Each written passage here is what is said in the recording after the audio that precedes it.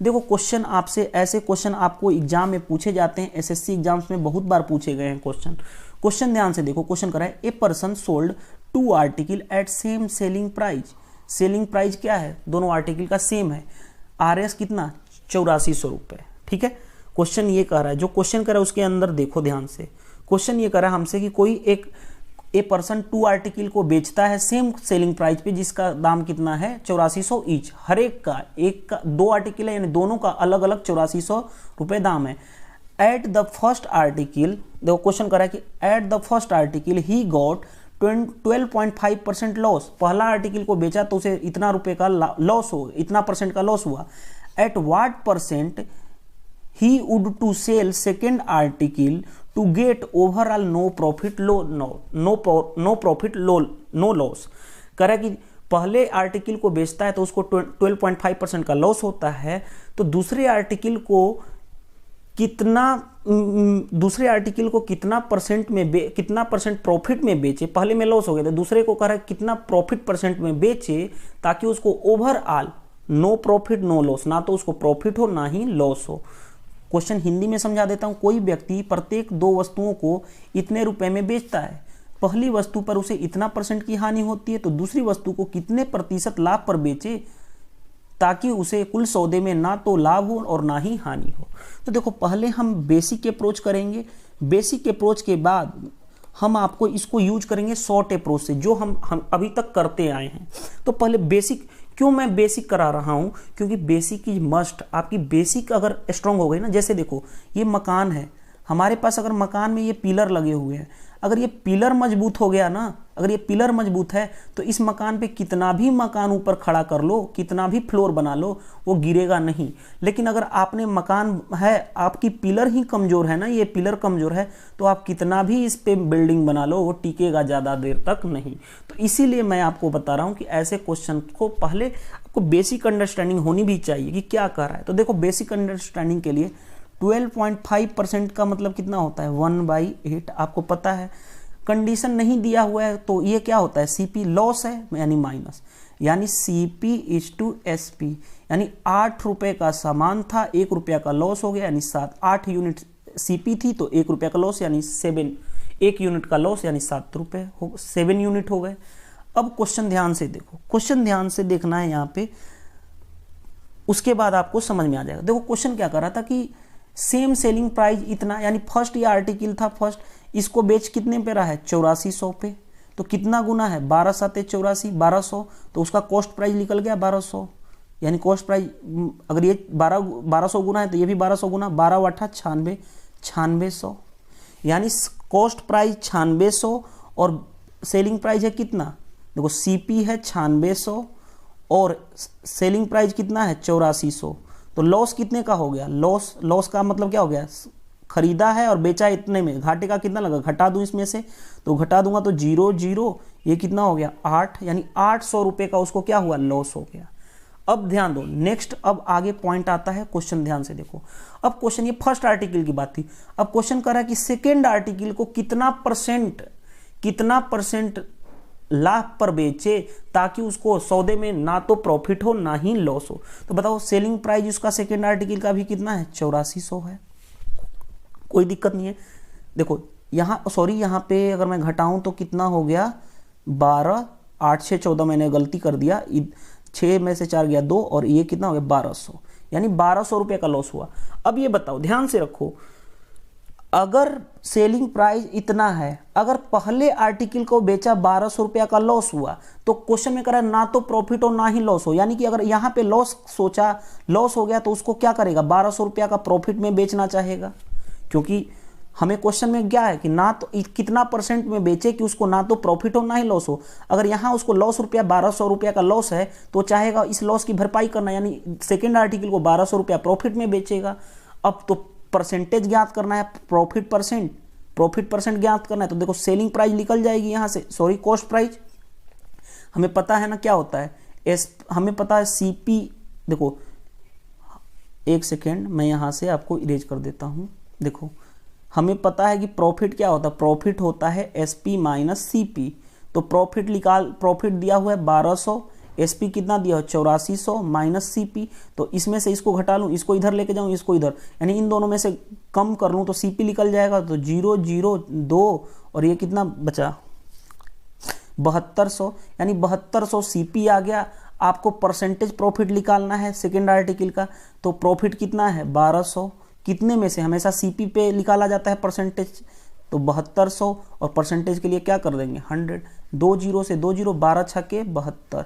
आपको पता है कि 1/6 इंटू 100, 1/6 की वैल्यू आपको पता होती ना, अगर परसेंटेज में निकालना है तो कितना होता है 16.66%, या दो चीज़ें होता है 16.66% या 16 सही 2/3%, तो ये आपका क्या हो जाएगा आंसर। और ये कैसे आ रहा है, ये डायरेक्ट मैं 1/6 की वैल्यू कैसे लिख दे रहा हूँ परसेंटेज में इतना, क्योंकि आपको मैं ऑलरेडी बता चुका हूँ ये चीज़, ठीक है।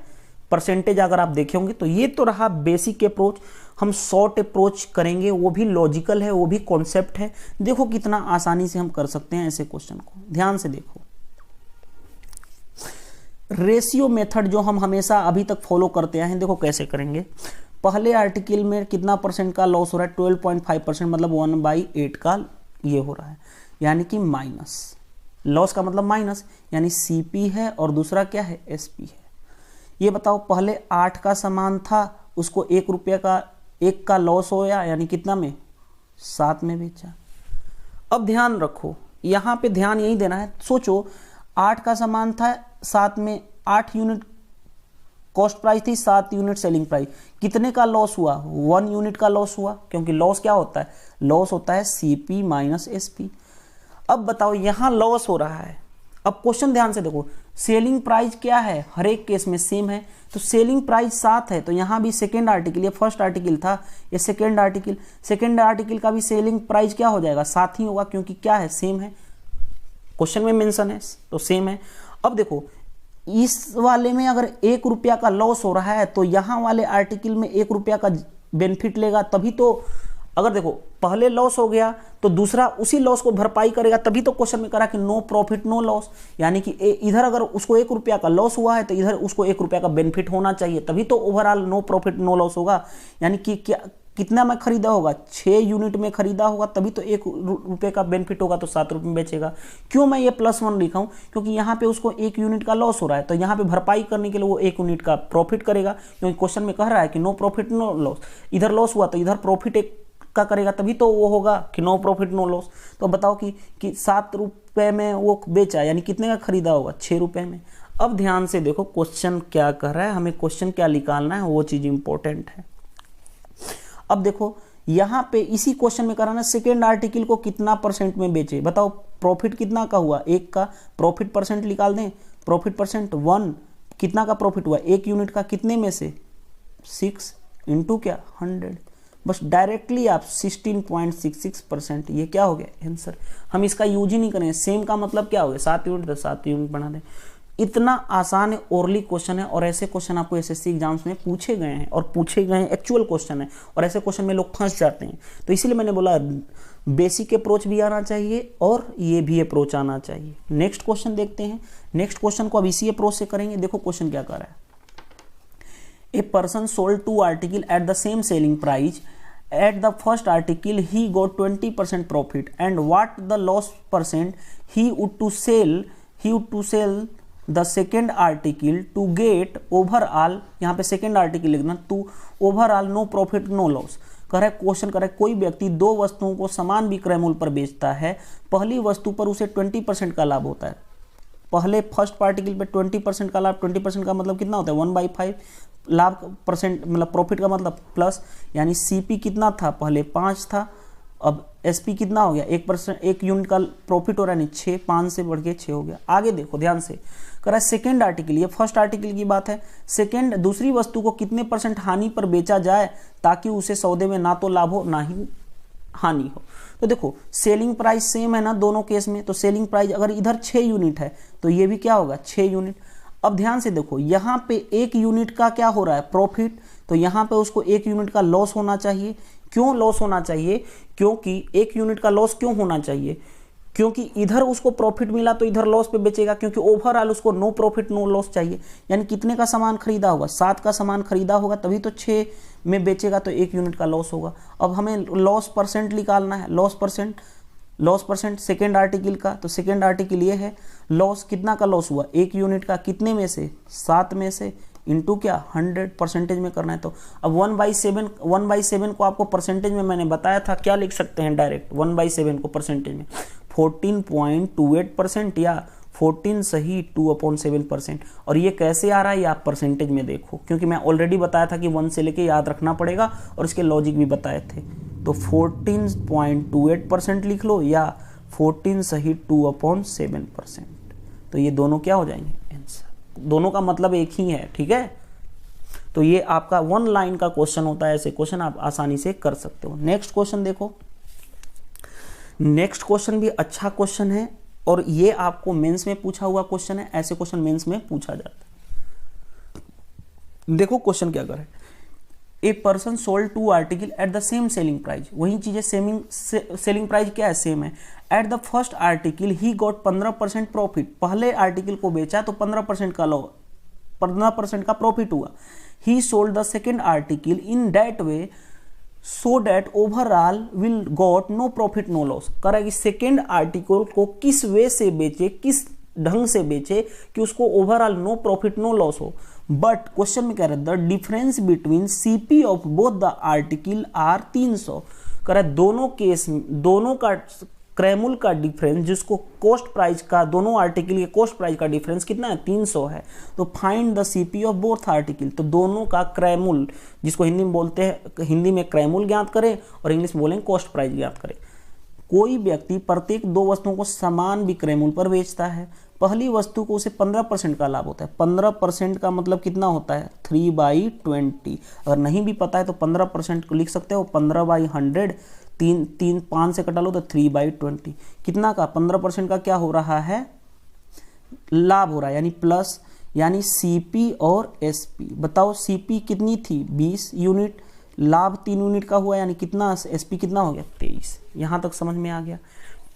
अब ध्यान से देखो क्वेश्चन, ध्यान से पढ़ना। क्वेश्चन कह रहा है क्या कि दोनों केस में विक्रय मूल्य क्या है, दोनों केस में विक्रय मूल्य सेम है, यानी सेलिंग प्राइस सेम है, यानी इधर 23 है तो इधर भी क्या होगा, 23। ये फर्स्ट आर्टिकल था, ये सेकेंड आर्टिकल है। अब क्वेश्चन में ध्यान से देखो, क्वेश्चन में क्या कर रहा है, क्वेश्चन में overall no profit no loss, यानी यहां पे देखो उसको 3 यूनिट का प्रॉफिट हो रहा है, तो यहां पे उसको 3 यूनिट का लॉस होना चाहिए, तभी तो overall no profit no loss होगा। और मैं बोलूं आपको 3 रुपया का एक साइड बेच रहे हो तो बेनिफिट हो रहा है, तो आप चाहते हो कि मेरे को बेनिफिट और लॉस ना हो, प्रॉफिट और लॉस ना हो, तो दूसरे साइड 3 रुपया का लॉस में बेचोगे। तो यानी कि ये कितना हो जाएगा, ये 26 यूनिट होगा, तभी तो 3 यूनिट का लॉस होने पे एसपी आ जाएगा 23। यहां तक क्वेश्चन समझ में आ गया होगा।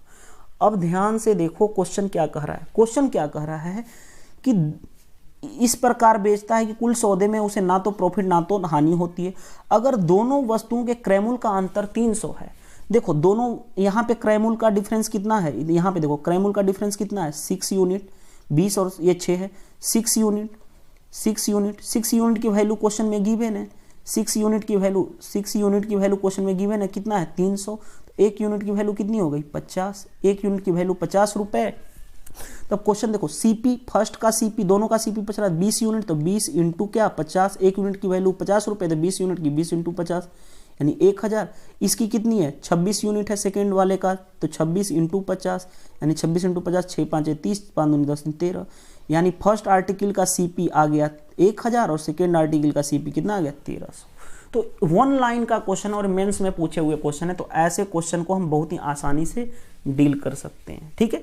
तो इस तरह से अगर वीडियो अच्छी लगी तो वीडियो को लाइक करें, अगर आप मेरे चैनल पे पहली बार आए हैं तो चैनल को सब्सक्राइब कर लें और कमेंट जरूर करें कि आपको मतलब इंटरेस्ट आ रहा है कि नहीं, मजा आ रहा है कि नहीं। मेंस के क्वेश्चन भी आपसे सोल्व हो जाएंगे बहुत ही आसानी से अगर आप पूरी की पूरी कॉन्सेप्चुअल नॉलेज से पढ़ रहे हैं तो।